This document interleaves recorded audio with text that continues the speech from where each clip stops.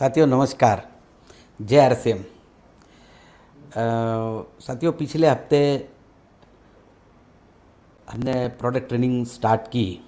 Unique education system की इस ये जो श्रृंखला शुरुआत हुई है, बहुत ही शानदार श्रृंखला है और हर दिन लोगों को नए नए प्रोडक्ट की जानकारी मिल रही है। नए नए इतने महान कोर लीडर्स का मार्गदर्शन लोगों को मिल रहा है।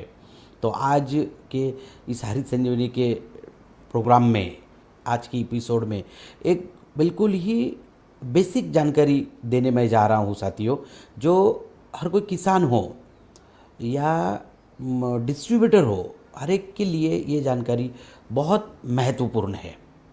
क्यों? क्योंकि साथियों देखिए, भारत देश ये कृषि प्रधान देश कहलाता है।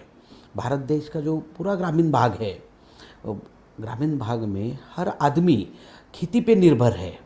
मगर इतना सारा होने के बावजूद भी आज करीबन 57%, 57% से ज़्यादा रोजगार एग्रीकल्चर इंडस्ट्री से आ रहा है। इतना होने के बावजूद भी आज लोग कृषि क्षेत्र की तरफ एक बिजनेस के तौर पे, बिजनेस के हिसाब से देखते नहीं। मेरी बहुत सारे लोगों के साथ चर्चा होती रहती है। मुझे लोग कहते हैं कि सर हम खेती के प्रोडक्ट पर ज़्यादा काम नहीं कर पा रहे हैं या हमें नॉलेज नहीं है। और ये कौन कहता है? जिनके घर में खेती है, जिनके पिताजी दादाजी खेती करते थे, वही लोग ज़्यादातर इस बात का जिक्र करते हैं। मुझे बड़ा कभी कभी आश्चर्य होता है। मगर साथियों देखिए, इसका मेन रीज़न क्या है?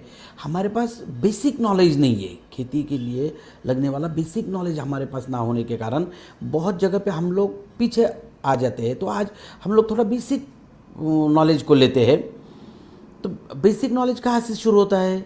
देखिए, ज़मीन क्या है, फसल क्या है, फसल को कौन से अन्न तत्व लगते हैं, कौन से खाद लगते हैं, इसके बारे में आज हम लोग चर्चा करेंगे। सिर्फ होता यह है कि प्रोडक्ट की जानकारी ले लेते हैं या प्रोडक्ट की जानकारी दी जाती है और फिर मार्केट में जब जाते हैं हम लोग या किसानों के पास जाते हैं तो बहुत सारे लोगों को पता ही नहीं रहता ज़मीन क्या होती है, ज़मीन के प्रकार कितने हैं, ज़मीन का भी फसल के उत्पादन पे कुछ असर होता है क्या? बिल्कुल होता है। तो साथियों, मैं आज इन्हीं बातों पे आपके साथ चर्चा करने वाला हूँ और बहुत आसान तरीके से समझाने की मैं आपको कोशिश करूँगा। तो मैं प्रेजेंटेशन के साथ आपके सामने स्टार्ट करूँगा। साथियों देखिए, ज़मीन हमारी जो सॉइल होती है, हम तो सिर्फ देखते हैं कि भाई ये मिट्टी है, मिट्टी में क्या होता है, ऐसा नहीं। मिट्टी के अलग अलग गुणधर्म होते हैं साथियों, उसे सॉइल प्रॉपर्टीज़ कहते हैं।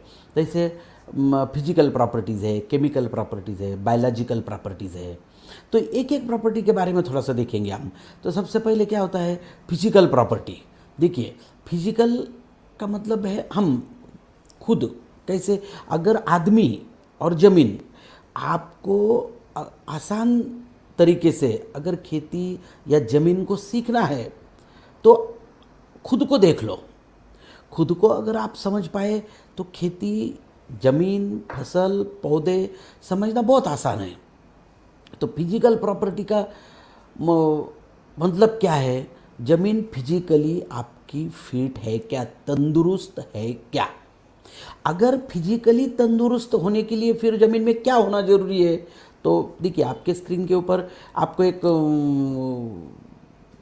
पिक्चर दिख रहा है। ये तंदुरुस्त खेती का, तंदुरुस्त मिट्टी का कंपोजिशन है। मिट्टी में क्या होना चाहिए? तो मिट्टी में 45% खनिज तत्व होते हैं जो पानी में घुलनशील नहीं होते। उसके बाद 25% ज़मीन में हवा का हिस्सा होता है, 25% पानी का हिस्सा होता है, 5% ऑर्गेनिक कार्बन का हिस्सा होता है, ऑर्गेनिक मैटर का हिस्सा होता है। ये स्टैंडर्ड कंपोजिशन है। अगर ये इस तरीके से ऐसे बैलेंस रहे तो ज़मीन कैसे फिट रहेगी? सेम आदमी के जैसे, मैंने पहले ही कहा आपको। देखिए, जैसे आदमी अगर फिजिकली फिट रहा तो उसका संतुलित वृद्धि, संतुलित ग्रोथ अगर आदमी का रहा तो फिजिकली फिट होता है, तो उसकी इफिशियंसी अच्छी होती है, वो काम ज़्यादा कर सकता है, जो उसका स्टेमिना ज़्यादा देर तक चलता है। अगर वो फिजिकली अनफिट रहा तो उसका उतना स्टैमिना रहेगा नहीं। अब देखिए ये भाई साहब है, तो ये अगर देखेंगे आप तो ये फिजिकली फिट नहीं है, क्योंकि इनकी असंतुलित ग्रोथ हुई है। ये इनको कहेंगे कि कोई संतुलित ग्रोथ है, बिल्कुल नहीं। वैसे ही हमारे ज़मीन में जो आज हवा का हिस्सा है 25% तक, 25% तक पानी का हिस्सा है, 5% ऑर्गेनिक कार्बन है, ऑर्गेनिक मैटर। तो ये सारा चीज़ें अगर देखोगे तो ये बिल्कुल अपोजिट हो रही है। ज़्यादातर जो 45% अघुलनशील तत्वों से सॉलिड इससे बना हुआ हिस्सा है, वो आज करीबन लगभग 75% तक चला गया। तो क्या हुआ है, ज़मीन में फिजिकली फिट हमारी ज़मीन रही नहीं है। इसलिए अभी बहुत बड़े पैमाने पे आज चल रहा है सॉइल हेल्थ कार्ड के माध्यम से कि आपकी ज़मीन की हेल्थ कैसी है, पहले वो देख लो। तो ज़मीन हर गुणधर्म से अगर फिट रहेगी तो ज़मीन की उत्पादन क्षमता भी बढ़ेगी। अगर आप देखोगे तो ये फिजिकली प्रॉपर्टीज़ मैंने आपको बताई, फिजिकली ज़मीन फिट है क्या नहीं, आपकी फिट होनी चाहिए। मगर आज ज़मीन मैक्सिमम ज़मीनें फिजिकली फिट नहीं हो रही है, तो इस वजह से क्या हो रहा है, उत्पादन कम हो रहा है। थोड़ा सा आगे निकलते हैं, केमिकल प्रॉपर्टीज़ देखो। मैंने पहले ही कहा आपको, बिल्कुल आदमी के जैसा है। जैसे आदमी अगर फिजिकली फिट रहा तो उसकी एफिशिएंसी अच्छी होती है, उसकी क्षमता अच्छी होती है। वैसे ज़मीन अगर हमारी फिजिकली फिट है, ऑर्गेनिक कार्बन ज़मीन में अच्छा है, पानी पकड़ने की क्षमता ज़मीन में अच्छी है, नमी ज़्यादा बनी रहती है, फिर उस हिसाब से ज़मीन फिजिकली फिट रहती है। अब केमिकली प्रॉपर्टीज़ में क्या आता है, जैसे आदमी फिजिकली फिट है, ये तो ऊपर से दिखता है, फिजिकली फिट है क्या नहीं ये आपको ऊपर से सामने से दिखेगा, मगर वो केमिकली उसका प्रोफाइल क्या है वो अगर आपको देखना है तो आपको उसका ब्लड टेस्ट करना पड़ेगा। ब्लड टेस्ट करने के बाद फिर पता चलता है कि उसके शरीर में हीमोग्लोबिन कितना है, बाकी न्यूट्रिएंट्स कितने हैं, क्या कितना है। तो वैसे ज़मीन में भी होता है। ज़मीन की जब आप मिट्टी का परीक्षण करोगे तो हमें पता चलेगा कि ज़मीन में हमारी केमिकली ज़मीन हमारी फिट है क्या नहीं। तो ज़मीन का सबसे महत्वपूर्ण होता है पीएच, सामू। ज़मीन का सामू कितना है, ज़मीन में ऑर्गेनिक कार्बन कितना है, 1% है क्या, उससे कम है क्या, 0.25 है, 0.6 है, 0.4 है। तो वो जितना कम रहेगा उतनी ज़मीन का इम्बैलेंस हो जाएगा, केमिकली इम्बैलेंस हो जाएगा। केमिकली इम्बैलेंस अगर हो जाए तो ज़मीन की ऑटोमेटिक, अगर आपकी केमिकल प्रोफाइल अगर बिगड़ जाए, केमिकल प्रोफाइल अगर बिगड़ जाए तो फिजिकली प्रोफाइल भी आपका बिगड़ेगा, फिजिकली फिटनेस भी बिगड़ेगा। इलेक्ट्रिक कंडक्टिविटी कितनी है उसे देखा जाता है। फिर ज़मीन में अलग अलग तरह के न्यूट्रिएंट्स होते हैं, जैसे 16 तरह के न्यूट्रिएंट्स होते हैं। उसमें नाइट्रोजन है, फास्फोरस है, पोटेशियम है, कैल्शियम, मैग्नीशियम, सल्फर है, सूक्ष्म अन्न तत्व है, zinc, boron, iron, manganese, copper, molybdenum, chlorine. ये अन्न तत्वों का काम क्या है, ये अन्न तत्व फसलों के काम में आते हैं। ये फसलों को जमीन से मिलते हैं। साथियों, वही जैसे ही हमारे शरीर का अगर आप खून की जांच करोगे तो हमारे शरीर में भी सोडियम की मात्रा होती है, पोटेशियम की मात्रा है, मैग्नीशियम की मात्रा है, कई सारी चीज़ों की various types of amino acids की मात्रा है, वो हमारे शरीर को लगते हैं।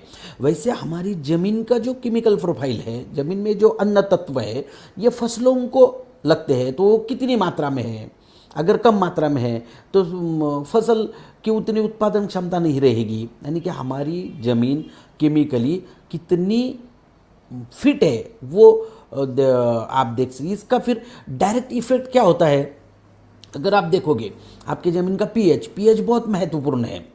तो आइडियल जो पीएच माना जाता है, अच्छा पीएच जो माना जाता है, वो 6.5 to 7.5 तक माना जाता है। अगर यहाँ देखोगे आप तो आपके समझ में आएगा 6.5 या 7.5 तक अगर आपके ज़मीन का पीएच है तो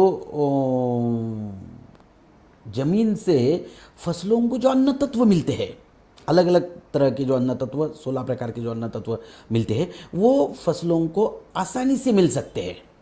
मगर अगर आपके ज़मीन का पीएच 6.5 के नीचे आ गया, यानी कि वो एसिडिक हो गई, एसिडिक अगर हो जाए तो फिर उसमें जो हम लोग अन्न तत्व ज़मीन में देते हैं न्यूट्रिएंट्स जमीन में जाते हैं तो वो किसी न किसी के साथ संयोग स्वरूप में चले जाते हैं।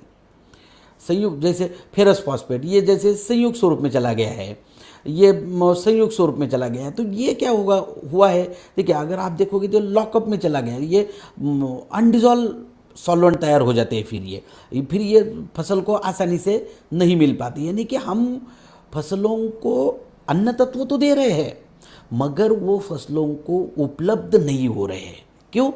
क्योंकि ज़मीन की केमिकल प्रोफाइल गड़बड़ा गया है, पीएच कम हो गया है। अगर बढ़ जाए 7.5 के ऊपर चला जाए तो भी यही स्थिति निर्माण होती है कि उसमें से कुछ जो मूल तत्व है वो संयुक्त स्वरूप में चले जाते हैं, और संयुक्त स्वरूप में चले जाने के कारण फिर वो फसलों को आसानी से नहीं मिल पाते। तो इसका दुष्परिणाम क्या होता है, हमें एक्सेस फर्टिगेशन करना पड़ता है। हम ज़्यादा खादों का इस्तेमाल करते हैं, और ज़्यादा खादों का इस्तेमाल करते हैं तो पैसे ज़्यादा लगते हैं। तो साथियों देखिए, एक एक चीज़, हर चीज़ इतनी महत्वपूर्ण है कि हर गुणधर्म को आप नज़रअंदाज नहीं कर सकते। जैसे फिजिकल फिटनेस अच्छा रहा तो केमिकल फिटनेस भी अच्छा रहना चाहिए। उसके बाद बायोलॉजिकल प्रोफाइल, बायोलॉजिकल जैविक गुणधर्म, आपके ज़मीन में जैविक गुणधर्म कितने हैं, कैसे है। जैविक गुणधर्म कौन से होते हैं, जीवाणु। आपके शरीर में ये एक छोटा सा पिक्चर आप यहाँ देखोगे तो छोटे छोटे जीवाणु हमारे ज़मीन में मित्र जीवाणु होते हैं। ये हमारे सही में ज़मीन को उपजाऊ बनाने वाले जीवाणु होते हैं। मगर हुआ क्या है, सालों से ज़मीन में भरमार रासायनिक खादों का इस्तेमाल, भरमार कीटनाशकों का इस्तेमाल करने की वजह से हमारी ज़मीनों की ये जो जीव सृष्टि है वो धीरे धीरे कम हो रही है। और जैसे जीव सृष्टि कम हो रही है, यानी कि बायोलॉजिकल प्रोफाइल, जैविक गुणधर्म जमीन के धीरे धीरे कम हो रहे हैं।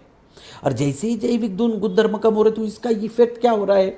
अब देखिए, ये जीव जीवाणुओं का काम क्या है, एकदम सिंपल उदाहरण देता हूँ मैं आपको।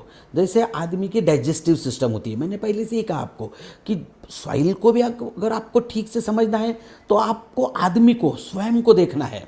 बहुत आसान है। हम फिजिकली फिट है, ओके, हमारी इफिशियंसी अच्छी है।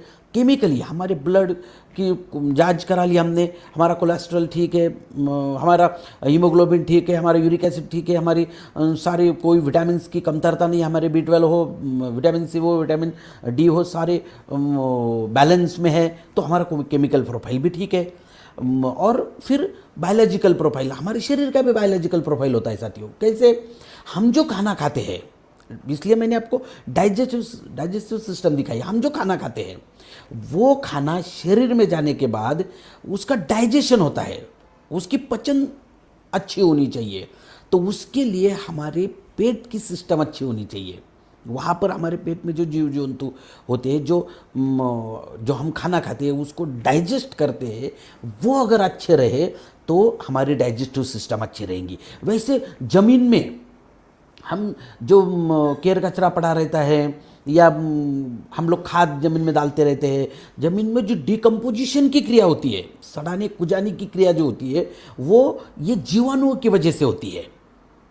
तो जैसे ही ज़मीन में जीवाणुओं की संख्या अच्छी रहेगी तो ज़मीन में डिकम्पोजिशन की क्रिया अच्छी रहेगी, सड़ाने कुजाने की क्रिया अच्छी रहेगी। जब जैसे हम फसल निकाल लेते हैं तो फसल के बाद जो केर कचरा ज़मीन में बचता है उसे सड़ाने कुजाने का काम होता है। तो उससे क्या होता है, ज़मीन की फर्टाइल सॉइल, ज़मीन की फर्टिलिटी बढ़ती है, उपजाऊ क्षमता बढ़ती है। यानी कि जो हम लोग ज़मीन में खाद दे रहे हैं उसकी कार्य क्षमता बढ़ती है, फसलों को मिलने में आसानी हो जाती है। जैसे हमारी डाइजेस्टिव सिस्टम अगर अच्छी रहेगी, हम जो खाना खा रहे हैं, हमारी शरीर को जो अन्न तत्व चाहिए वो शरीर जल्दी से जल्दी और ज़्यादा से ज़्यादा एब्जॉर्ब कर सकता है। क्यों?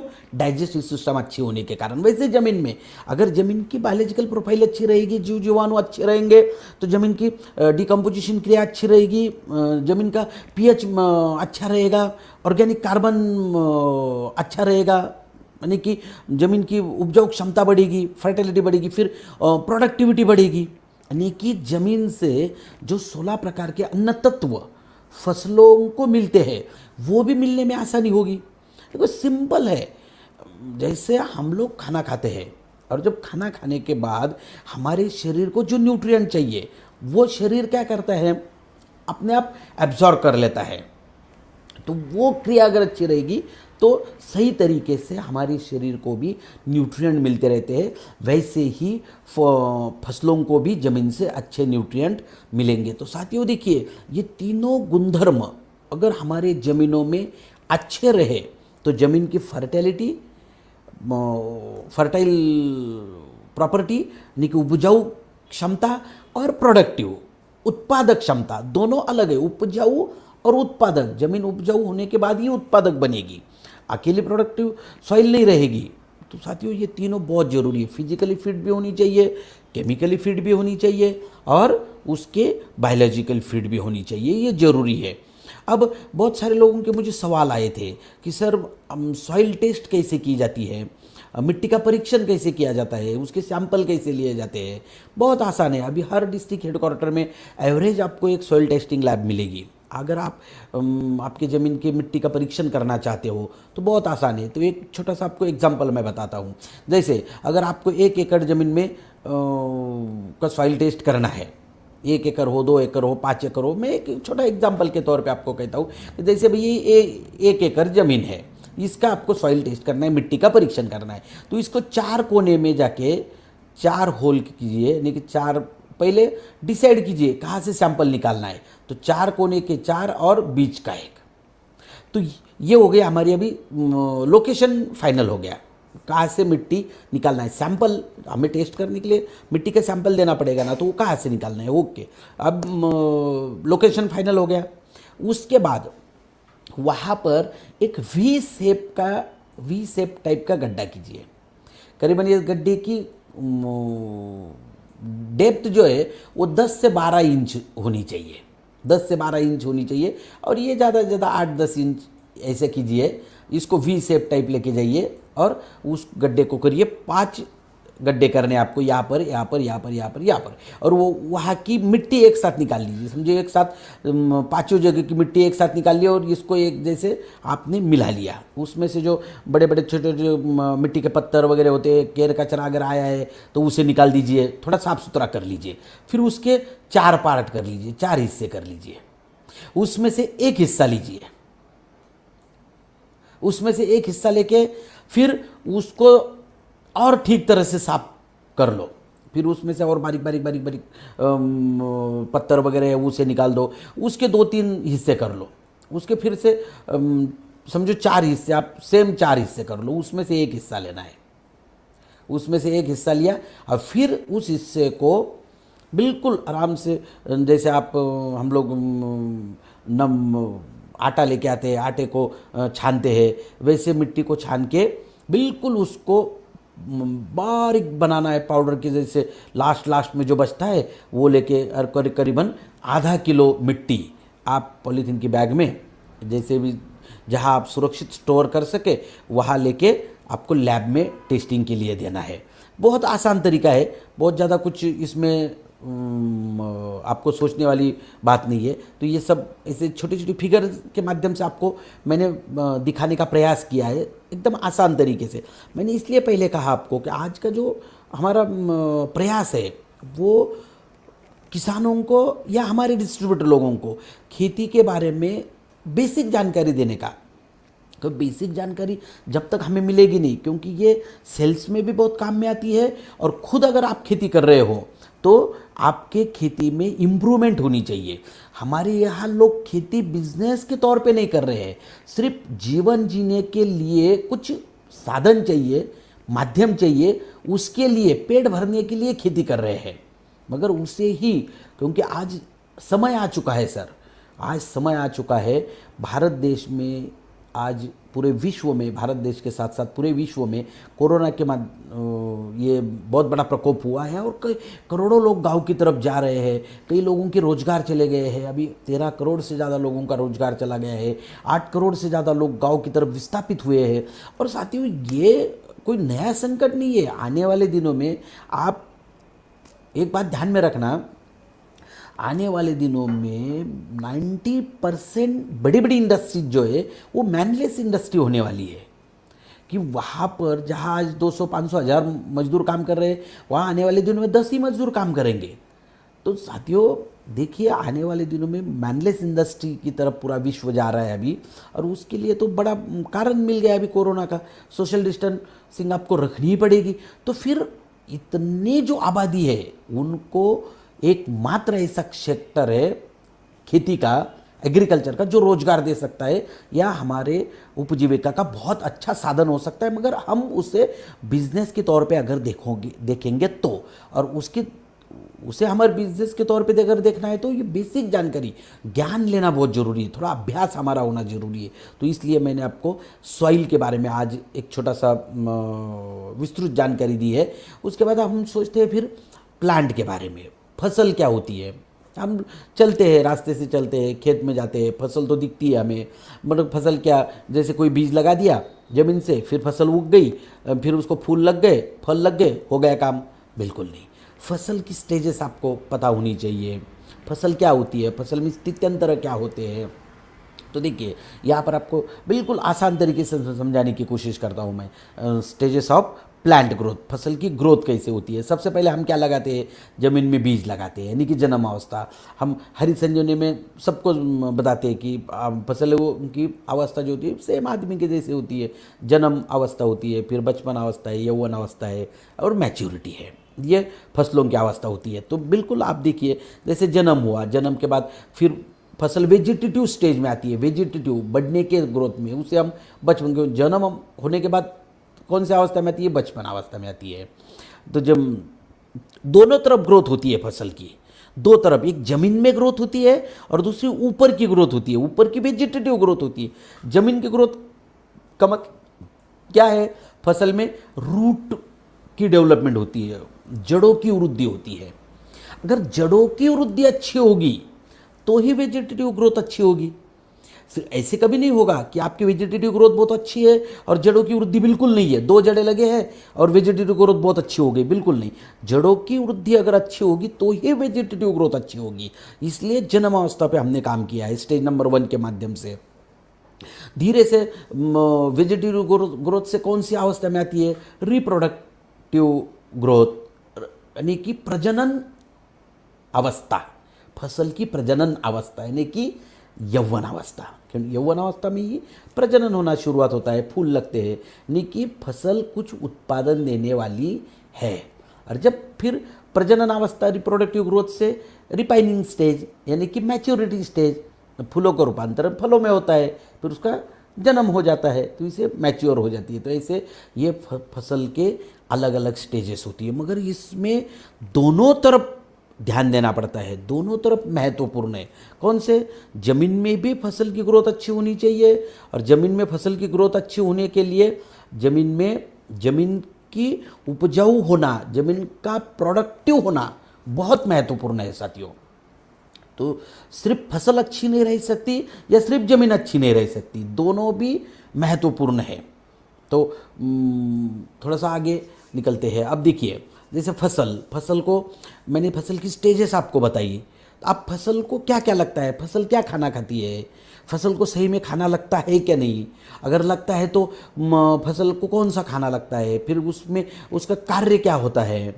क्योंकि मैंने देखा बहुत सारे लोगों से मैं चर्चा करते रहता हूँ, तो लोग कहते हैं कि सर अगर हमने हरित संजीवनी दिया तो बाकी देने की क्या ज़रूरत है। हमने अगर हरित संजीवनी का छिड़काव किया स्टेज नंबर 2, 3, 4 का, तो फिर कीटनाशकों का छिड़काव करने की क्या ज़रूरत है। तो इसलिए भाई साहब मैंने पहले ही कहा कि आज मैं बेसिक जानकारी आपको देने वाला हूँ। तो फसल का स्ट्रक्चर देखिए, ये फसल है, तो फसल को देखिए, फसल को टोटल 16 टाइप का खाना लगता है, 16 टाइप के अन्न तत्व फसल को लगते हैं। तो इसमें से अगर आप देखोगे, ऑक्सीजन, हाइड्रोजन और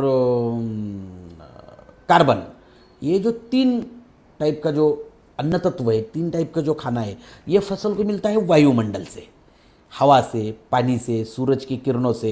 ये देखिए, कार्बन, ऑक्सीजन और हाइड्रोजन, ये फसलों को हमें देने की ज़रूरत नहीं पड़ती, हम इसको नहीं दे सकते, ये नेचर देता है, वायुमंडल देता है। और फिर हम कौन सा दे रहे हैं, तो अब दे भी क्यों रहे हैं वो भी बात ध्यान से सुनिए। अब देखिए, जैसे मैंने सॉइल का केमिकल, यानी कि मिट्टी का केमिकल प्रोफाइल, रासायनिक प्रोफाइल मैंने आपको दिखाया था कि जमीन में कौन से अन्न तत्व होते हैं। तो इसमें मुख्य अन्न तत्व है nitrogen, phosphorus, potassium, calcium, magnesium, sulphur, zinc, boron, iron, manganese, copper, molybdenum, chlorine. ये जमीन में ऑलरेडी अवेलेबल है, ये जमीन में ऑलरेडी अवेलेबल है।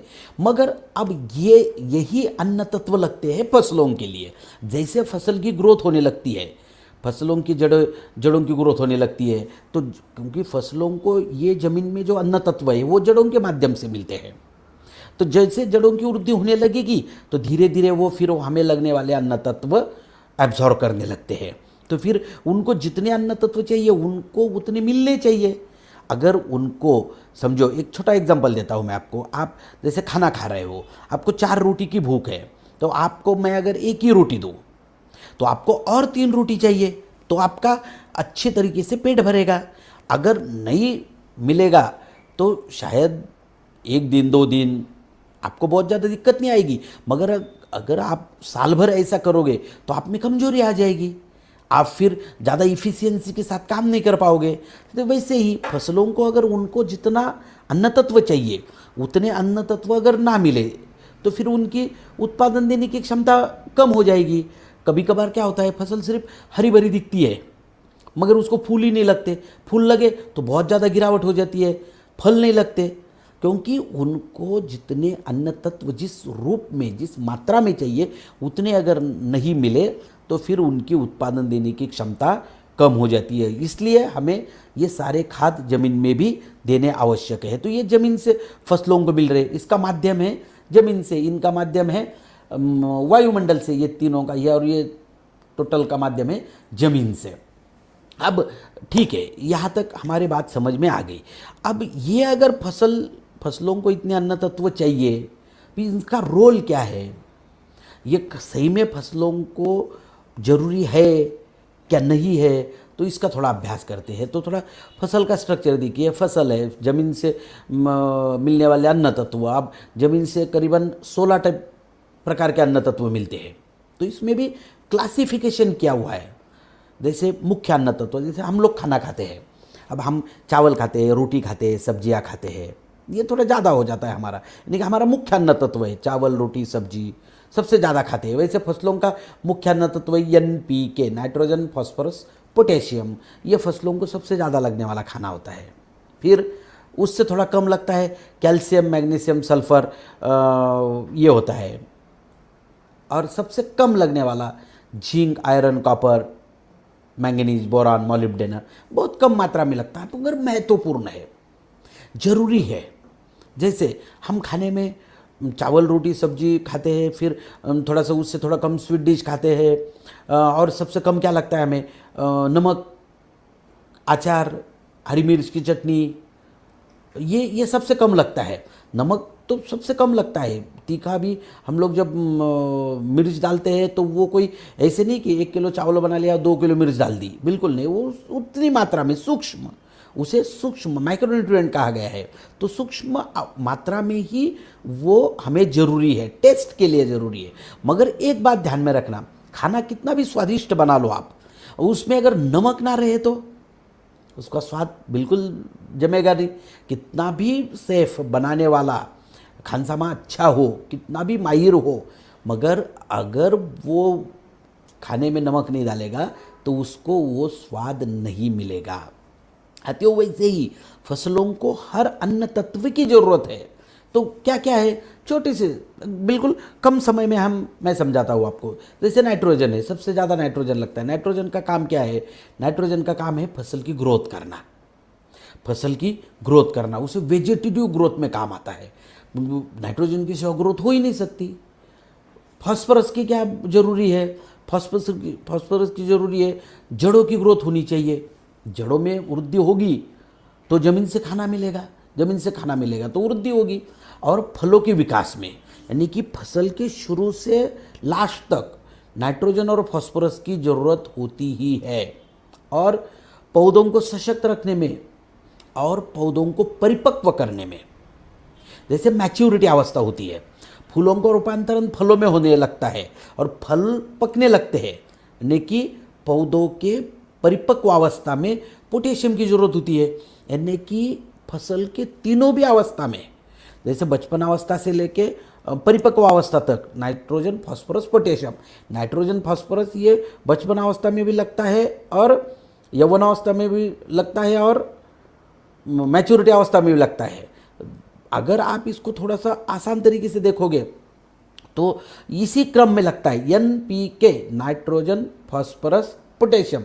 सबसे पहले फसल को लगेगा नाइट्रोजन, उसके बाद लगेगा फास्फोरस, उसके बाद लगेगा पोटेशियम। आसान तरीके से समझने की कोशिश कीजिए आप। तो साथियों, उसके बाद सेकेंडरी न्यूट्रिएंट मुख्य NPK से थोड़े कम लगते हैं मगर बहुत ज़रूरी है, जैसे कैल्शियम है।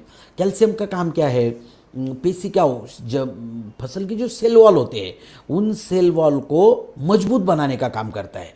जैसे हमारे शरीर में क्या होता है, मसल होते हैं। मसल अगर मजबूत रहे तो आदमी फिट रहता है, ताकतवर रहता है।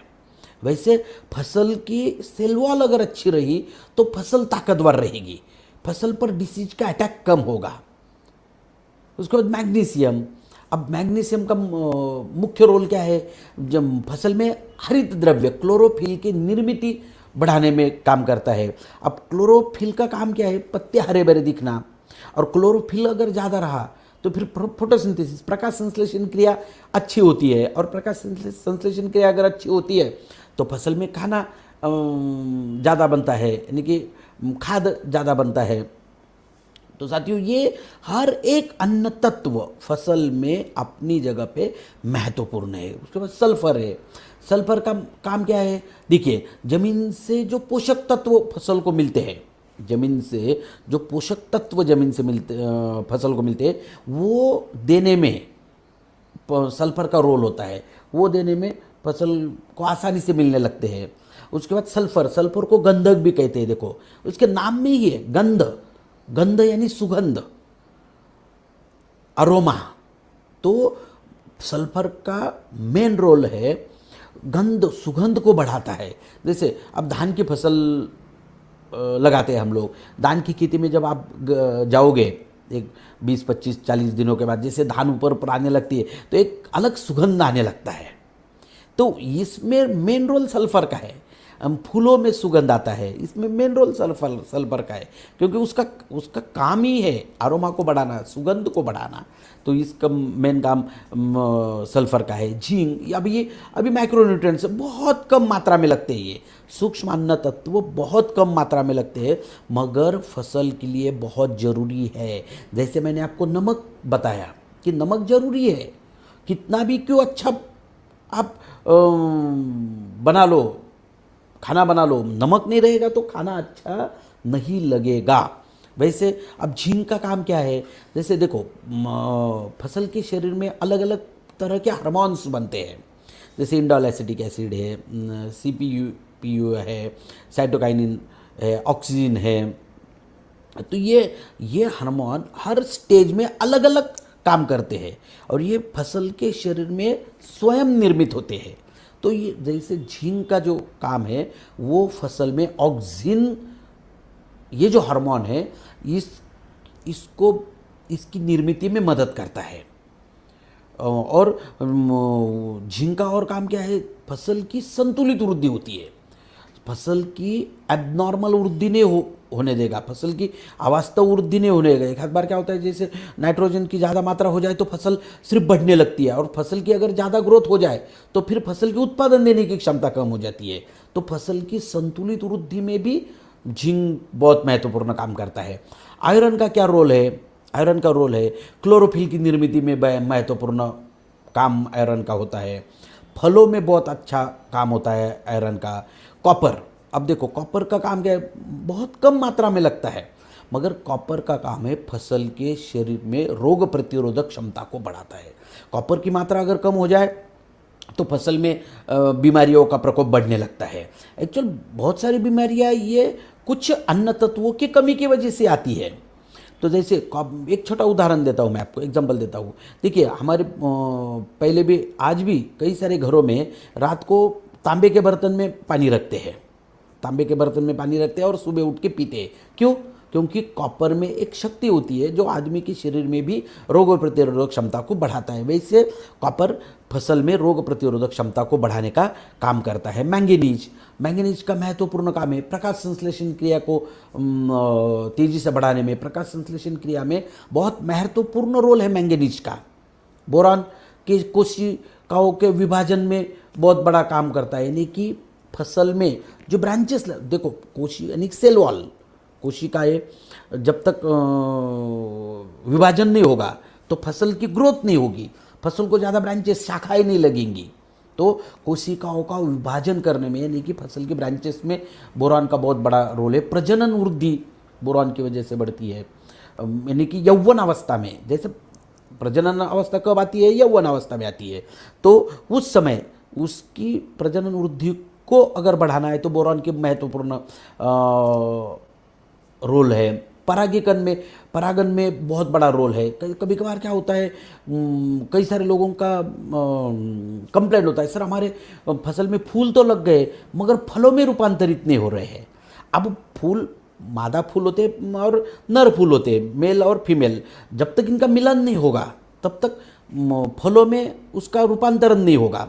उसको परागन बोलते हैं, पॉलिनेशन। वो पॉलिनेशन क्रिया भी बोरान की वजह से बहुत तेज़ी से होती है। बोरान का बहुत बड़ा रोल है उसमें। और फ्रूट डेवलपमेंट में बोरान का बड़ा रोल है।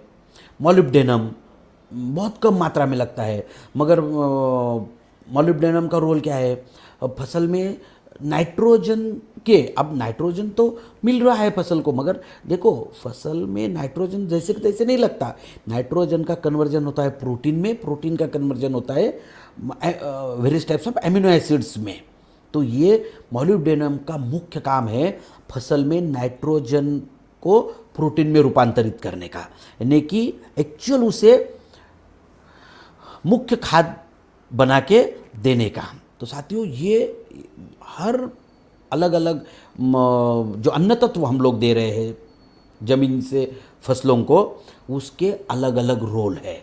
तो हमें ये सोचना जरूरी है कि फसलों को ये हर अन्न तत्वों की बहुत ज़रूरी है।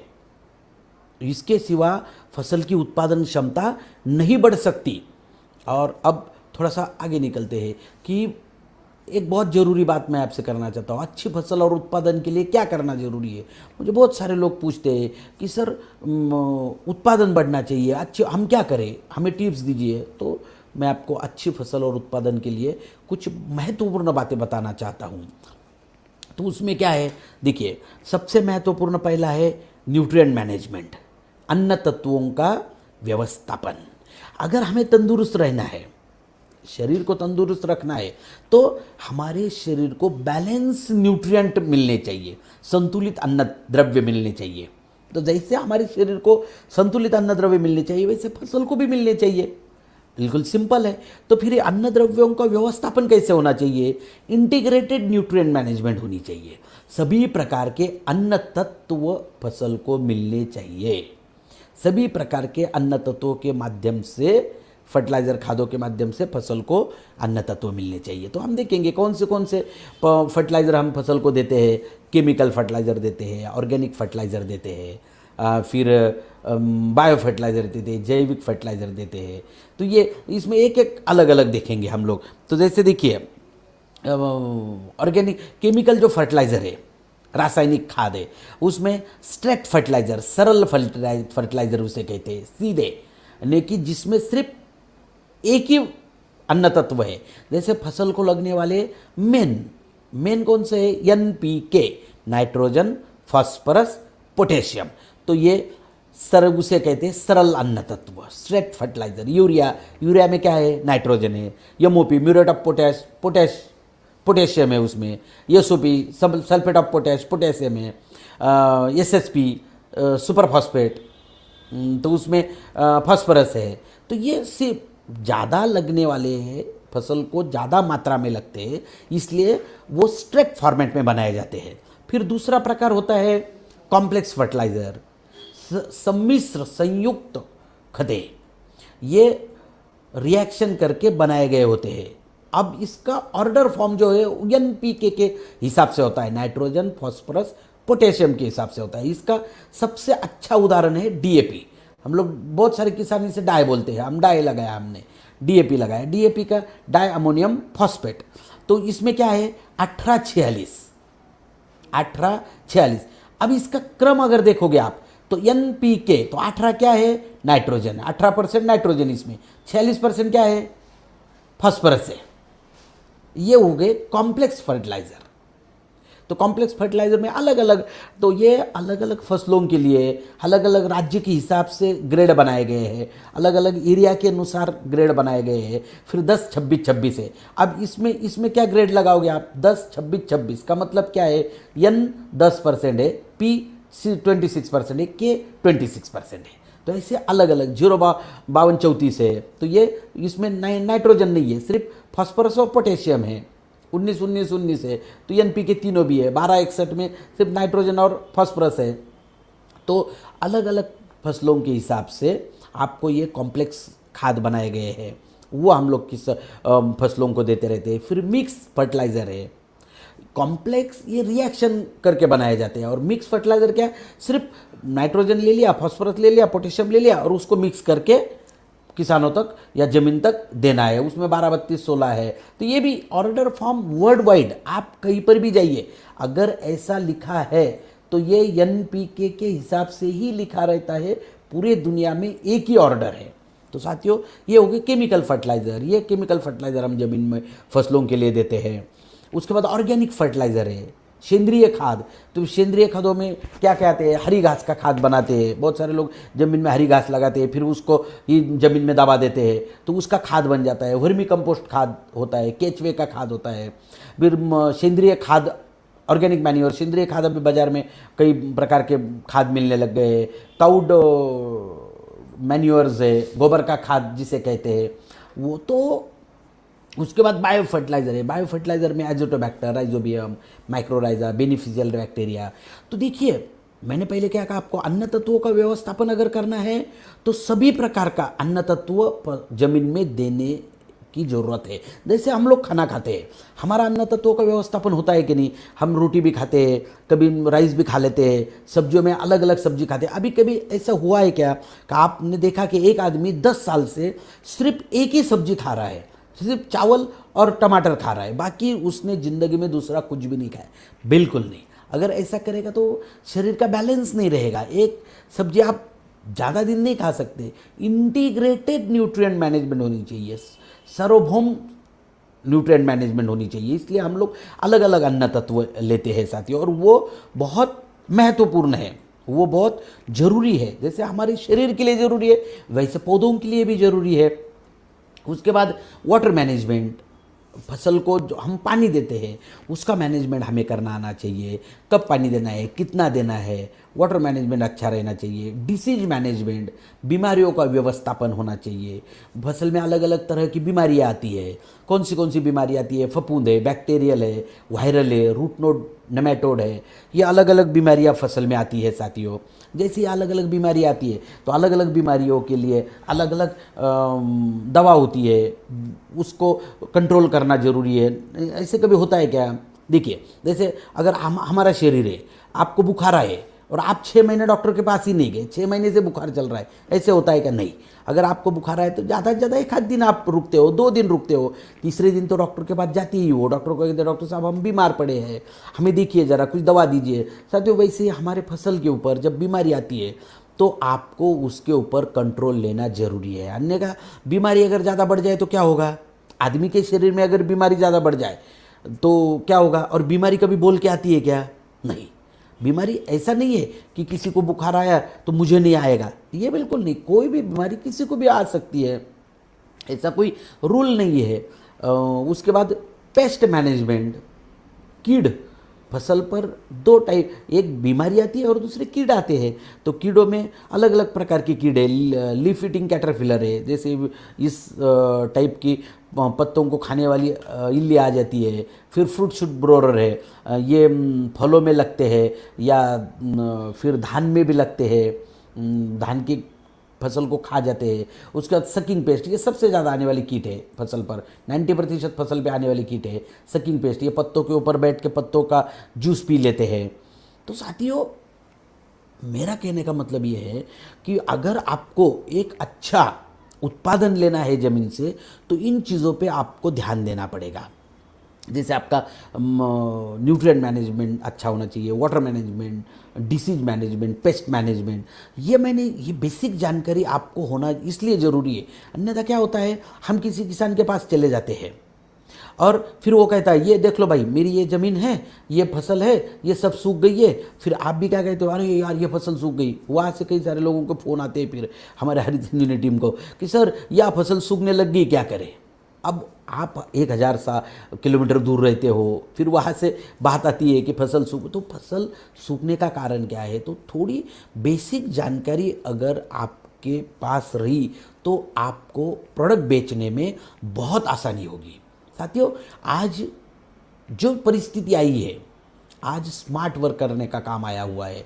और मैं तो ये बहुत, अब ऐसी परिस्थिति में खुश तो होना नहीं चाहिए, क्योंकि कोरोना की वजह से पूरे विश्व पर बहुत बड़ा संकट छाया हुआ है। मगर ये कोरोना ने हमें इतना कुछ सिखाया है साथियों।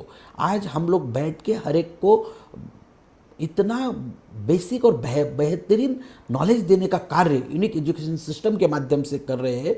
और इसका आने वाले दिनों में लॉन्ग टर्म में बहुत अच्छा असर होने वाला है।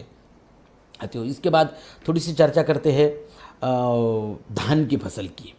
साथियों, आज प्रोडक्ट की कोई चर्चा नहीं, मैंने सुबह पहले ही बताया आपको। आज का जो एपिसोड है ये सिर्फ बेसिक जानकारी का एपिसोड है। मगर आज अभी खरीफ का सीज़न स्टार्ट हो रहा है। जब हम प्रोडक्ट की जानकारी देते हैं तो बहुत सारे लोगों के सवाल रहते हैं, सर धान की फसल में कैसे देना है, कपास की फसल में कैसे देना है, सब्जियों में कैसे देना है, फिर भिंडी में कैसे देना है। तो आज हम सिर्फ धान की फसल पर चर्चा करेंगे, क्योंकि धान की जो फसल है भारत देश में सबसे ज़्यादा सभी राज्यों में, देखिए अगर इसका परसेंटेज देखोगे आप तो ऐसा कोई राज्य नहीं है, और हर राज्य में मिनिमम 15, 13, 14, 15% धान की फसल लगती है कल्टिवेटेड लैंड में। तो बहुत बड़े पैमाने में विश्व में सबसे ज़्यादा धान की फसल लेने वाला भारत देश है। तो इतनी सारी फसल लगती है, तो इस फसल के बारे में हम लोग आज डिटेल में चर्चा करेंगे। तो देखिए, एक एक चीज़ को आपको देखना पड़ेगा। धान की फसल लेना है तो कैसे, कहाँ से शुरुआत होती है, यहाँ से शुरुआत करेंगे। पहले धान के पौधे का स्ट्रक्चर हम लोग देखेंगे, धान के पौधे की स्टेजेस क्या होती है, धान की फसल लगने के बाद कितने दिन में निकल जाती है। 120 दिनों से 140 दिनों तक की धान की फसल की आयु होती है। तो उसमें भी अलग अलग स्टेजेस होती है। देखिए, जैसे ट्रांसप्लांटेशन प्रोसेस है, बीज लगाने की प्रोसेस है, फिर उसके बाद वेजिटेटिव ग्रोथ आती है। करीबन 35 दिनों तक 35 से 40 दिनों तक वेजिटेटिव ग्रोथ होती है। उसके बाद करीबन 55 दिनों तक रिप्रोडक्टिव ग्रोथ होती है, प्रजनन अवस्था, फूल लगने लगते हैं। और फिर उसके बाद रिपेनिंग स्टेज होती है, यानी कि मैच्योरिटी स्टेज। फिर जो फूल लगते हैं उसमें दाने भरने स्टार्ट हो जाते हैं। पहले मिल्की यानी कि दूध आने लगता है, फिर उसके बाद दाना बनने लगता है, मैच्योर हो जाता है, तो फसल हम लोग निकाल लेते हैं। तो यहाँ से शुरुआत करते हैं। कहाँ से शुरुआत होती है धान के फसल की, कई जगह पे नर्सरियाँ लगाई जाती है। हम लोग पहले नर्सरी में पहले रोप बना लेते हैं और उसके बाद मुख्य खेत में उसको लगाते हैं। तो नर्सरी का बेड प्रिपरेशन कैसे किया जाता है वो थोड़ा सा एक पिक्चर के माध्यम से मैंने दिखाया आपको। छोटे छोटे बेड्स बनाते हैं, उसमें फिर रोपा बनाया जाता है, इस तरीके के बेड होते हैं। तो ये नर्सरी के बेड हो गए। करीबन 25 मिनिमम 25 दिन से लेकर 35 दिन तक नर्सरी में हमारे रोप रहते हैं। 25 दिन मिनिमम 25 दिन के बाद वहाँ से निकाल के ट्रांसप्लांटेशन स्टार्ट हो जाता है। तो नर्सरी में क्या करना चाहिए, नर्सरी में क्या उसको एक्सेस, आप तो नर्सरी लगा रहे हो मगर अच्छी फसल के लिए, अच्छे रोप बनाने के लिए क्या देना चाहिए, क्या रिकमेंडेशन है। तो अपना रिकमेंडेशन है, अपने जो सॉइल हेल्थ प्रोडक्ट है, बहुत शानदार प्रोडक्ट है, ज़मीन में देने वाला प्रोडक्ट है, 500 ग्राम में अवेलेबल है, वो उसका 1 पाउच और गार्डन गोल्ड के 10 पाउच दे सके। तो इनको मिला के आप 1000 स्क्वायर फीट में, 1000 स्क्वायर फीट एरिया में आप नर्सरी में दे सकते हो। बहुत शानदार परिणाम आपको मिलेंगे। और नर्सरी में अगर आपको ये एक रिकमेंडेशन दिया गया है, ये आपने देना चाहिए ऐसा बिल्कुल नहीं, आप जो प्रैक्टिस कर रहे हो वो कीजिए। मैंने ये स्टैंडर्ड प्रैक्टिस बताई आपको, बता रहा हूँ एकदम स्टैंडर्ड प्रैक्टिस बता रहा हूँ। तो पर एकड़ 5 किलो यूरिया, अगर आपकी 1 एकड़ की नर्सरी है तो 5 किलो यूरिया आप ज़मीन में नर्सरी में दे सकते हो, ज़्यादा यूरिया देने की ज़रूरत नहीं है। तो नर्सरी, एक नर्सरी का माध्यम हो गया। फिर नर्सरी से क्या होता है, जैसे मिनिमम 25 दिन से 35 दिन तक आप उसको निकाल के फिर मुख्य खेत में लगाओगे। तो लगाने के भी 2-3 तरीके होते हैं। जैसे लोग रोपा लेके आए और अभी ऐसे लगा रहे हैं, यहाँ पर देख रहे हो ये रोपा लगा रहे हैं, और अभी थोड़ा प्रगत हो गया है, कुछ लोगों की बहुत ज़्यादा खेती होती है तो कितने मजदूर काम करेंगे, तो मशीन आ गए हैं, तो मशीन के माध्यम से भी रोपा लगाने का काम स्टार्ट हो गया है। इसे कहते हैं ट्रांसप्लांटेशन मेथड, यानी कि नर्सरी से पौधे निकाल के हमारे ट्रांसप्लांटेशन करो। कहाँ करोगे, मुख्य खेत में करोगे।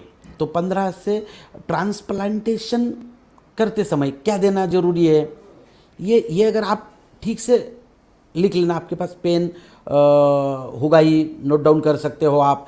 तो ट्रांसप्लांटेशन करते समय या ट्रांसप्लांटेशन के 15 से 20 दिनों तक, यानी कि ऐसा जरूरी नहीं आप किसी किसान के पास चले गए और उन्होंने कहा कि भाई हमारा तो ट्रांसप्लांटेशन हो गया है, तो नहीं, अब उससे इतना डरने की ज़रूरत नहीं है। तो 15 से 20 दिनों तक आप उसको रिकमेंड करिए। सॉइल हेल्थ स्पेशल 500 ग्राम और हरित संजीवनी स्टेज नंबर 1, हरित संजीवनी का जो अपना बॉक्स आता है उसमें से स्टेज नंबर 1 जमीन वाली ट्रीटमेंट है, जन्म अवस्था वाली ट्रीटमेंट है। तो ये दोनों एक साथ मिला के 500 ग्राम और 250 ग्राम एक साथ मिला के किसी भी खाद के साथ या फिर सूखी मिट्टी के साथ मिला के आप दे सकते हो। 1 एकड़ में देना है। अब धान में पानी का तो सवाल रहता ही नहीं, क्योंकि धान पानी में ही धान आता है, तो उसके बाद पानी तो रहता ही है, तो अपना काम शुरू कर देता है।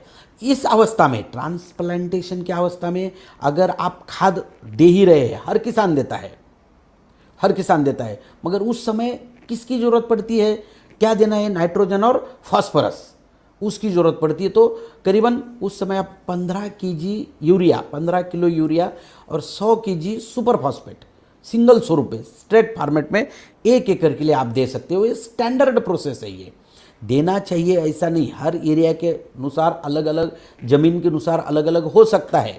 तो ये मैंने स्टैंडर्ड आपको इसका रिकमेंडेशन किया है। उसके बाद या तो फिर देखो, ये हो गई एक मेथड, ट्रांसप्लांटेशन एक मेथड हो गई। अब कई जगह पे डायरेक्ट बीज लगा देते हैं, सोइंग होती है, बहुत जगह पे अभी डायरेक्ट सोइंग करने लग गए, जमीन में डायरेक्ट बीज डाल देते हैं। तो 2 तरीके से, एक तो ऐसे पकड़ के पूरी ज़मीन में फेंक देते हैं, या उसके लिए भी छोटे छोटे मशीन्स आ गए हैं, उसमें मशीन में डाल के ज़मीन में बिजाई करते हैं। तो अगर करना है तो करीबन आप देखो 60 से 60 टू 80 केजी बीज लगता है 1 हेक्टेयर के लिए। 60 करीबन 1 एकड़ के लिए आपका 25 से 30 केजी बीज आएगा 1 एकड़ में डालने के लिए।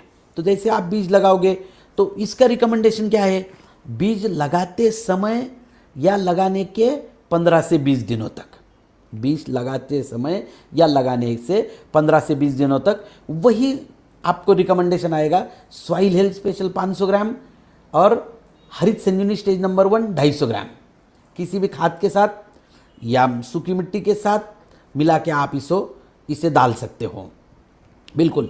और उसी समय आप ज़मीन में खाद देते हो, जो भी दे रहे हो या देना चाहते हो, तो 15 केजी यूरिया और 100 केजी सुपर फॉस्फेट, दोनों का महत्वपूर्ण रोल है शुरू में, क्योंकि फॉस्फोरस क्या काम में आता है, जड़ों की वृद्धि में काम में आता है। तो इसलिए शुरू में फॉस्फोरस की बहुत ज़रूरी होती है। यूरिया की, नाइट्रोजन की ज़रूरी क्यों होती है, वेजिटेटिव ग्रोथ बढ़ती है, इसलिए उसकी ज़रूरत होती है। तो ये ट्रांसप्लांटेशन या बिजाई, सोइंग, ये दोनों भी स्थिति मैंने आपको बता दी। अब फसल उसके बाद कौन सी अवस्था में आएगी, वेजिटेटिव ग्रोथ में आएगी, यानी कि बचपन अवस्था में होती है, तो उसको ट्रिलिंग लगना शुरू हो जाता है। तो वहाँ से करीबन एक 15 से 20 दिनों का अंतर होता है। वो जैसे आप बिजाई करोगे तो बिजाई से ये 35 से 40 दिनों का अंतर होता है, 35 से 40। मगर धान में एक समस्या ऐसी है कि धान में जितने लेट करोगे तो बाद में फिर आपका छिड़काव नहीं हो पाएगा, क्योंकि बहुत सारे लोग फिर अंदर जा नहीं पाते, क्योंकि धान में 55-60 दिनों के बाद उस खेत में जाना इतना पॉसिबल नहीं होता। तो एवरेज 55-60 दिनों तक ही अपनी सारी ट्रीटमेंट उसे ख़त्म करनी चाहिए। ख़त्म करे तो भी आपको कोई दिक्कत नहीं आएगी। तो जैसे धान की बुआई करने के 20 से 25 दिनों के बाद देखो, ट्रांसप्लांटेशन के वहाँ से डेट गिननी है। ट्रांसप्लांटेशन अगर आज हुआ है तो उसके 25 दिनों तक, बुआई हुई है तो उसके 25 दिनों तक, कन्फ्यूज़न नहीं करना। आराम से आप अगर किसी किसान के पास जाते हो या आप खुद किसान हो तो आपको उतना तो मालूम है कि आपने भाई नर्सरी से ये पौधे उखाड़ के अपने मुख्य खेत में कब लगाए या हमने बिजाई कब की, इतना तो मालूम है। बस वहाँ से गिनना है, वहाँ से 25 दिनों तक हरित संजीवनी प्रक्रिया नंबर 2। अब हरित संजीवनी प्रक्रिया नंबर 2 कितना है? 100 ग्राम है। 1 लीटर पानी में 1 ग्राम लेना है, तो पानी कितना बनेगा आपका? 100 लीटर बनेगा, और उसमें स्प्रेमैक्स 1 ml मिलाना है। मगर अब इसमें कभी कभार क्या होता है, इस अवस्था में 1 लीटर 1 एकड़ में, आपका जो 1 एकड़ खेत होता है तो 100 लीटर पानी की ज़रूरत नहीं पड़ती आपको कितने लोगों को 50 लीटर की ज़रूरत पड़ती है, 60 लीटर की ज़रूरत, 70 लीटर की ज़रूरत पड़ती है। तो ये 100 ग्राम पाउडर पर्याप्त मात्रा में जितना पानी लगता है उसमें मिला के आप छिड़काव कर सकते हो। और उसमें स्प्रेमैक्स 85 1 लीटर पानी में 1 ml ये लेना कंपलसरी है, ज़रूरी है। स्प्रेमैक्स के सारे फायदे आप लोगों को पता है, स्प्रेमैक्स के सिवा धान में छिड़काव करना ही नहीं है, तो ये एक रिकमेंडेशन दिया गया है। उसके बाद इस अवस्था में, क्योंकि अभी देखो ये वेजिटेटिव अवस्था है, बचपन अवस्था है, अब इस अवस्था में फसल को न्यूट्रिएंट भी ज़्यादा लगते हैं, खाना भी ज़्यादा लगता है। तो इस अवस्था में आपको इसमें कॉम्प्लेक्स खाद देने ज़रूरी है। कुछ फिर लोग डाई लगाते हैं, 20-25 दिनों के बाद डीएपी लगाते हैं। देखो आप डीएपी दे सकते हो 10-26 हर एरिया के हिसाब से, ज़मीन के हिसाब से ये खाद बदल सकते हैं। ये कोई कंपलसरी नहीं है कि यही देना चाहिए। तो डीएपी दे सकते हो, 10-26-26 दे सकते हो, 20-20-0-13 दे सकते हो। इसमें से कोई भी पर एकड़ में 50 kg देना है। और धान में सबसे महत्वपूर्ण है, झिंक की डिफिशियंसी आती है, धान पीला पीला पड़ने लगता है। नर्सरी में भी धान पीला पड़ने लगता है। बहुत सारे लोगों की कंप्लेंट आती है, सर हमारे धान पीला पड़ने लग गया है। तो ये मेन कारण है झिंक की डिफिशियंसी का। झिंक जो अन्न तत्व है उसकी कमतरता का ये मुख्य कारण है। तो इस अवस्था में, बचपन अवस्था में, झिंक सल्फेट जो एक माइक्रोन्यूट्रिएंट आता है, सूक्ष्म अन्न द्रव्य आते हैं, वो 5 किलो 1 एकड़ में उसका रिकमेंडेशन किया गया है। तो आप इसे दे सकते हो। तो इस वजह से क्या होगा, आपकी एक अच्छी तंदुरुस्त फसल आने में फ़ायदा होगा। तो आप फिर कहोगे कि सर हम हरित संजीवनी सॉइल हेल्थ दे रहे, तो इसका काम क्या होगा? फसल की सिस्टम को क्लियर करता है, फसल को संतुलित अन्न तत्व देने में मदद करता है।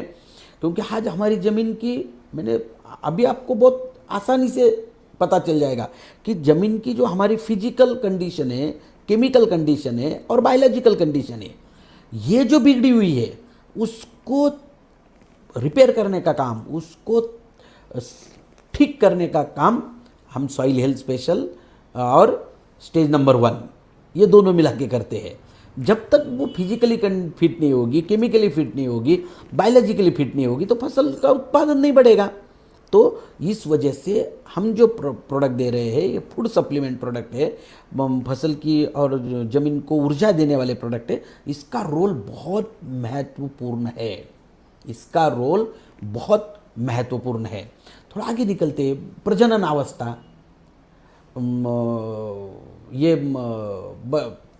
आपकी यौवन अवस्था पे आ जाता है। उसके 15 से 20 दिन के बाद की स्टेज है। जैसे फिर समझ में चलना, ये 45 से 50 दिनों की स्टेज है। ट्रांसप्लांटेशन के बाद 50-55 दिनों तक प्रजनन अवस्था स्टार्ट हो जाती है, फूल लगने लगते हैं। तो इस अवस्था में महत्वपूर्ण क्या है अपना हरित संजीवनी स्टेज नंबर 3, जन्म यौवन अवस्था वाली ट्रीटमेंट। हरित संजीवनी स्टेज नंबर 3, 1 लीटर पानी में 1 ग्राम, 150 ग्राम पाउडर है, 150 लीटर पानी बनेगा, उसमें स्प्रेमैक्स 1 लीटर पानी में 1 ml मिलाना है, यानी कि 150 लीटर मिलाना है और इसका छिड़काव करना है। ये कब तक होगा आपका? तो दूसरा स्टेज नंबर 2 का आप छिड़काव करोगे, कब छिड़काव करोगे? ट्रांसप्लांटेशन या बुआई करने के 25 दिनों तक करोगे। तो अब देखिए इसमें भी थोड़ा सा ध्यान से सुन लेना आप। कभी कभार क्या होता है, जैसे आप एक आध किसान के पास गए, उनके पास आप हरित संजीवनी समझा रहे हो, उन्होंने कहा अरे सर हमारा तो अभी 20 दिन हो गए ट्रांसप्लांटेशन करके। तो आप बिल्कुल दे सकते हो, भाई साहब 20 दिन हो गए हैं, आप एक काम करें अभी हरित संजीवनी स्टेज नंबर 1 जमीन में दे दो, सॉइल हेल्थ उसके साथ दे दो। अब ट्रांसप्लांटेशन के कितने दिन के बाद स्टेज नंबर 2 देना है? 25 दिन के बाद। आपने उनको एक्चुअल 20 दिन के बाद, 20 दिन हो गए तब प्रोडक्ट दिया है, तो हमने अभी तुरंत स्टेज नंबर 1 जमीन में दे दिया है और उसके 5 दिन के बाद स्टेज नंबर 2 का छिड़काव कर दिया है। स्टेज नंबर 1 और स्टेज नंबर 2 इसका ऐसा नहीं है कि इसके बाद इतने दिनों में देना है, मगर स्टेज नंबर 2, 3, 4 इनका रिलेशन है। स्टेज नंबर 1 का 2 के साथ रिलेशन नहीं है, क्योंकि स्टेज नंबर 1 ये जमीन में देना है और 2, 3, 4 ये छिड़काव करना है, इसलिए उनका रिलेशन है।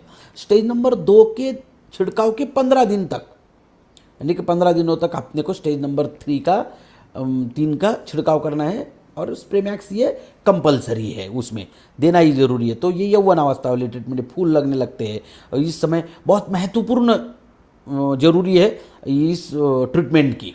तो यौवन अवस्था में जैसे फसल के शरीर में हार्मोनिकल बदलाव होते हैं, तो उस अवस्था में क्या होता है, फसल को अलग अलग अन्न तत्वों की ज़रूरत पड़ने लगती है, कुछ अन्न तत्व डिफिशिएंट हो जाते हैं, तो वो फसल को देने में मदद होती है, तो फसल की उत्पादन क्षमता बढ़ती है। मैच्योरिटी स्टेज आती है, तो करीबन समझ लो उसके 20 से 25 दिनों के बाद मैच्योरिटी स्टेज होती है।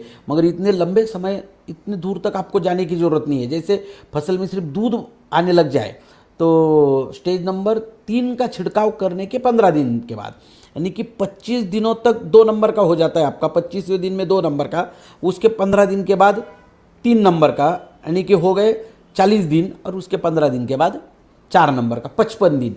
क्योंकि बड़ी समस्या ये है कि 55-60 दिनों के बाद धान की फसल में जाना, बहुत सारे लोगों की कंप्लेंट्स आती है, सर हमारा स्टेज नंबर 4 का तो छिड़काव ही नहीं हो पा रहा है, तो हम क्या करें? तो इसके लिए आप इस अवस्था में इतने दिनों को अगर थोड़ा सा प्रमाण में लेके इसका छिड़काव अगर करेंगे और इसका एप्लीकेशन करेंगे तो बहुत अच्छे परिणाम आपको मिलेंगे। तो साथियों, ये मैच्योरिटी अवस्था है। स्टेज नंबर 3 के छिड़काव के 15 दिनों तक हमें हरित संजीवनी स्टेज नंबर 4 का छिड़काव करना है। 1 लीटर पानी में 1 ग्राम लेके उसके साथ कंपलसरी स्प्रे मैक्स को मिलाना ही है। स्प्रे मैक्स ये कंपलसरी प्रोडक्ट है। अब उसके साथ ये मैच्योरिटी में आप खाद भी देते हो, कुछ लोग खाद देते हैं, तो क्या देना चाहिए उसको, रिकमेंडेशन क्या किया है, तब फसलों को कौन से न्यूट्रिएंट की आवश्यकता है। जैसे मैंने आपको कहा, नाइट्रोजन की वेजिटेटिव ग्रोथ बढ़ने में आवश्यकता है और पोटेशियम की मैच्योरिटी स्टेज में आवश्यकता है, तो इस दरमियान आपको पोटैश देना आवश्यक है। तो पोटैश 30 kg और यूरिया फिर 20 kg 1 एकड़ के लिए, यानी कि उसकी ग्रोथ भी होगी और मैच्योरिटी भी अच्छी आएगी। इसके लिए ये खाद आप दे सकते हो। उसके बाद थोड़ा सा आगे निकलते हैं, एक छोटा सा, फसल पर आने वाली बीमारियां कौन सी है। 5 मिनट में सारी सिस्टम खत्म करता हूँ। अभी धान की फसल में आने वाली बीमारियां कौन सी है, तो अलग अलग बीमारी होती है। फफूंद है, बैक्टीरियल बीमारी है, वायरल बीमारी है, सकिंग पेस्ट है।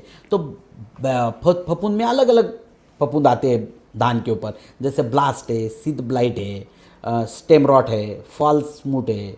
फिर बैक्टीरियल ब्लाइट आता है, धान रेडिश हो जाता है। फिर टुंग्रो नाम का एक वायरल इन्फेक्शन आता है, रस चूषक कीट आते हैं।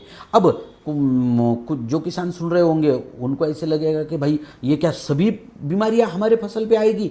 बिल्कुल नहीं, सब बीमारी ये आपके फसल पे नहीं आ सकती। ये एरिया वाइज, हर फसल वाइज उसके काम करने के तौर तरीके पे अलग अलग बीमारियां आती है। एक साथ कभी सभी बीमारियां नहीं आ सकती। जैसे एक आदमी है, उसको हार्ट अटैक भी आ गया, ब्लड प्रेशर भी है, कैंसर भी है, डायबिटीज़ भी है, बुखार भी आ गया, ऐसे होता है क्या? सभी बीमारी एक आदमी को होती है क्या? नहीं। जैसे सभी प्रकार की बीमारी एक आदमी को नहीं होती, वैसे फसल को भी सभी बीमारियां नहीं होती। ये पूरे भारत देश का अभ्यास करके धान के फसल के ऊपर कौन सी बीमारी आ सकती है ये आपको बताया गया है।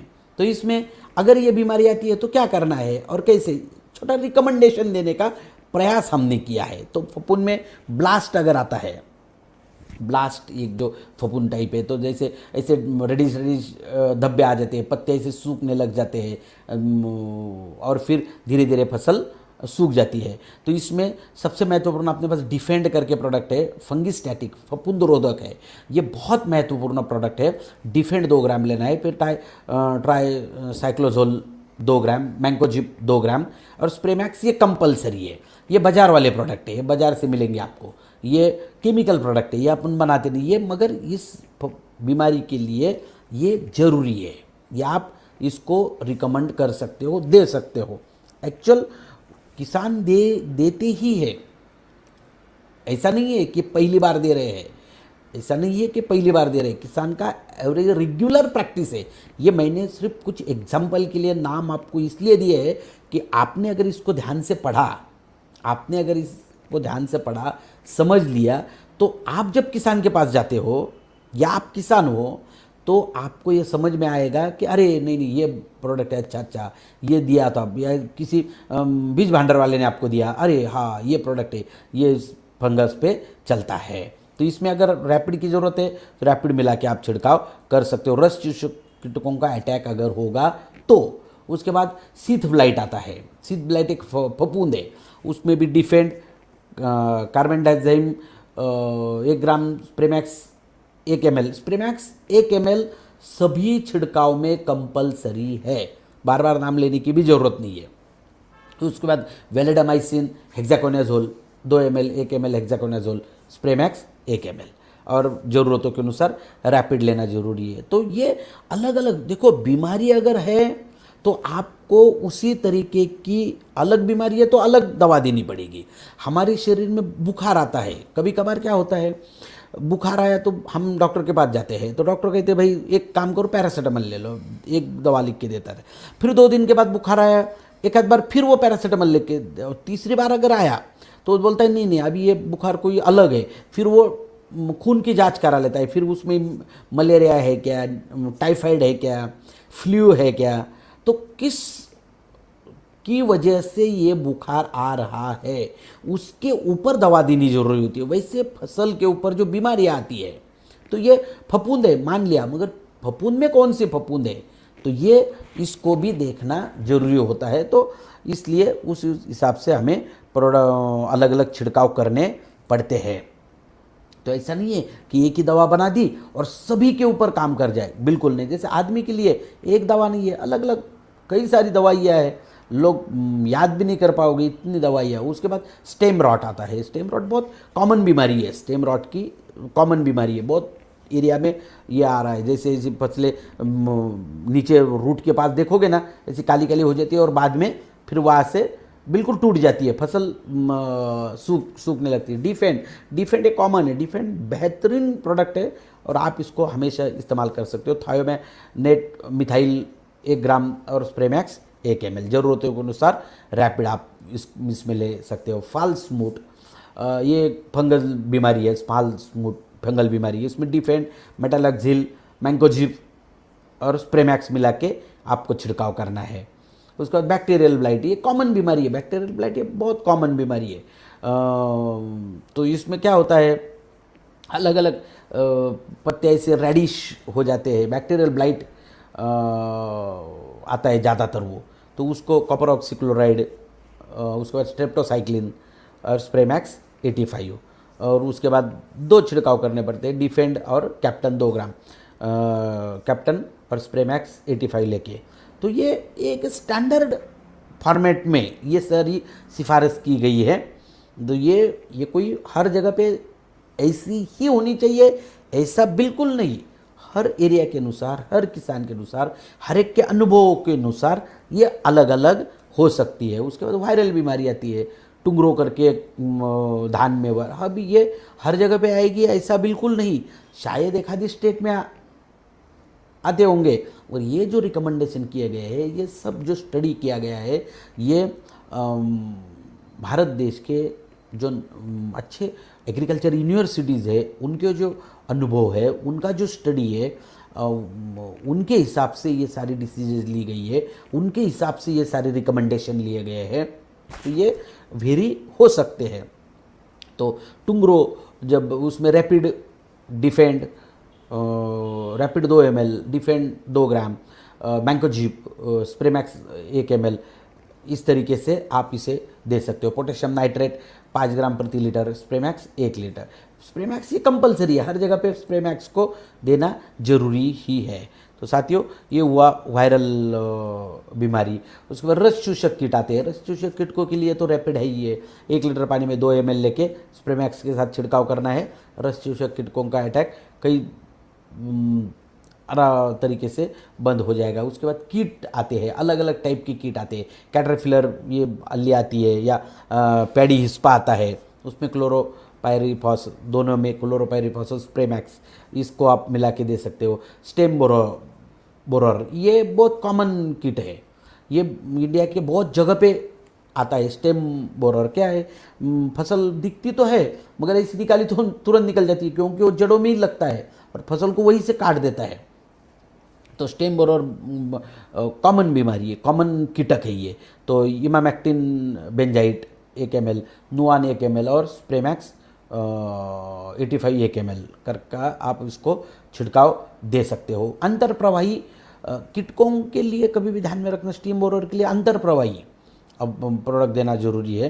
उसके बाद नेमाटोड ये बहुत कम आता है, मगर अभी साइंटिस्ट लोगों का कहना है तो उसके ऊपर भी ध्यान देना जरूरी। कभी कभार क्या होता है, फसलें सूखने लगती है, फसल सूखने लगती है, तो हम सिर्फ ऊपर से देखते हैं कि भाई सर फसल सूख रही है, तो थोड़ा सा आप अध्ययन कीजिए। अगर सूख रही है तो एक आधा पौधा निकाल के देखिए और उसकी जड़ों को थोड़ा सा निरीक्षण कीजिए। ऐसी गांठें अगर आती है तो समझ लेना ये नेमेटोड है। तो गांठ अगर आ गई तो जमीन से अन्न तत्व जो है वो फसल को मिल नहीं सकते, क्योंकि वहाँ वो स्पीड ब्रेकर बन गया है। तो अगर फसल को ऊपर अन्न तत्व नहीं मिलेंगे, फसल को अन्न तत्व नहीं, फसल सूख जाएगी। ये नेमेटोड होता है। तो उसमें एक काम होता है, जैसे कुछ है 2-4 जितने फसलें सूख रही है वो निकाल के अगर बाजू में फेंक दे तो वो डिसीज दूसरे फसल को नहीं लगेगा। या फिर उसके लिए अगर आपको देना है तो ड्रिंचिंग करना पड़ता है।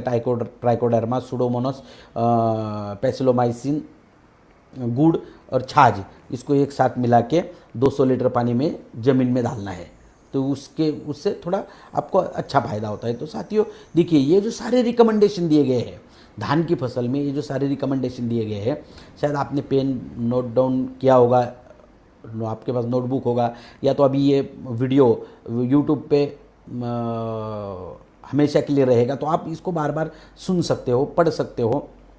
ये जो सारे खादों के, यानी कि हरित संजीवनी के रिकमेंडेशन छोड़ के खादों के और पेस्टिसाइड के जो रिकमेंडेशन किए गए हैं, ये कोई कंपलसरी नहीं है। ये हमारे फील्ड ट्रायल के अनुसार, हम लोग भी आज सालों से ट्रायल्स करते ही रहते हैं। फील्ड ट्रायलों के अनुसार, हजारों किसानों के अनुभवों के अनुसार और भारत देश के प्रसिद्ध विश्वविद्यालयों के अनुभवों के अनुसार ये रिकमेंडेशन दिए गए हैं। तो ये हर जगह पे यही रहेंगे ऐसा बिल्कुल नहीं है। तो हर जगह पे ज़मीन के अनुसार, वातावरण के अनुसार, किसान कैसे खेती करता है उसके अनुसार ये सब बदल सकते हैं। तो साथियों आज के इस एपिसोड में काफ़ी वक्त हो चुका है। तो साथियों फिर अगले मंडे को ये जो यूनिक एजुकेशन सिस्टम को मैं बहुत बहुत धन्यवाद देता हूँ कि सर आपने बहुत ही अच्छा एक प्लेटफॉर्म बनाया और हजारों लाखों लोगों तक पहुँचने का एक जरिया निर्माण किया है। साथियों आइए और ज्ञान का भंडार को हर मंडे को लेते हुए अगले मंडे को फिर मैं आपके सामने हाजिर हो जाऊंगा एक नए सब्जेक्ट के साथ, नई ऊर्जा के साथ, नई दिशा के साथ, नई चेतना के साथ। बहुत सारे लोगों की रिक्वायरमेंट आ रही है कि सर प्रोडक्ट, एक एक प्रोडक्ट की आप जानकारी दो। तो आगे से एक एक प्रोडक्ट की जानकारी वाली एपिसोड तैयार हो जाएंगे। एक एक प्रोडक्ट की जानकारी रहेगी, क्रॉप वाइज जानकारी रहेगी, क्योंकि अभी जैसे धान की जानकारी दी मैंने, क्योंकि खरीफ में अभी धान की बुआई चालू होने वाली है। वैसे अगले एपिसोड में कॉटन की एक श्रृंखला रहेगी, क्योंकि भारत देश में बहुत बड़े पैमाने पे होने वाली जो फसल है वो कॉटन है। तो साथियों अगले हफ्ते मिलते हैं फिर से। एक बार आपको जय RCM, जय हरित संजीवनी। कोशिश करने वालों की हार नहीं होती, लहरों से डर कर नौका पार नहीं होती। धन्यवाद, थैंक यू, नमस्कार।